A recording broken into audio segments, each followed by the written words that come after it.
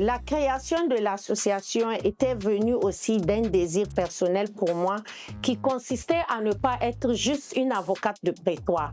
Je veux aussi être utile à la société, impacter ma communauté et dire après ma mort ou quand je partirai en retraite, voilà ce que j'ai laissé du côté social. J'ai fait plus qu'être juste une avocate au prétoire. Mais ce que je suis sûre que nos auditeurs et ceux qui nous suivent à travers nos petites vidéos sur la page de ADEP veulent savoir, c'est qu'est-ce qui vous a poussé à créer cette association? C'est profond, cette question, elle est un peu personnelle et elle est partie aussi d'un constat de mon entourage, de la société nigérienne, du vécu des femmes. Comment les femmes se battent chaque matin pour un minimum de droits, pour des choses qui, dans certains pays, coulent de source et sont de droit. On n'a pas besoin de se fatiguer pour ça. Et au Niger, c'est devenu un parcours du combattant pour les femmes. Et j'ai réfléchi avec un autre avocat.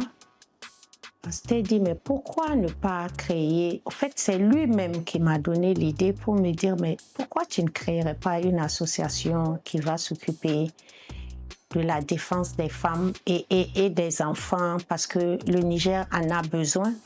Les mineurs ne peuvent pas être entendus devant les juridictions sans assistance et il y a matière.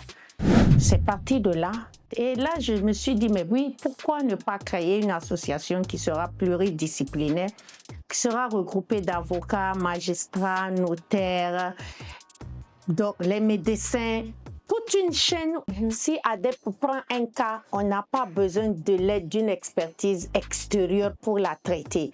Et c'est parti de là. On a parlé autour de nous, on a eu des 2S en psychiatrie parce qu'on s'était dit pour faire les suivis des femmes après un traumatisme, il faut un apport psychiatrique ou psychologique. Et c'est de là que ADEP est parti et on s'était regroupé, on l'a créé en 2017.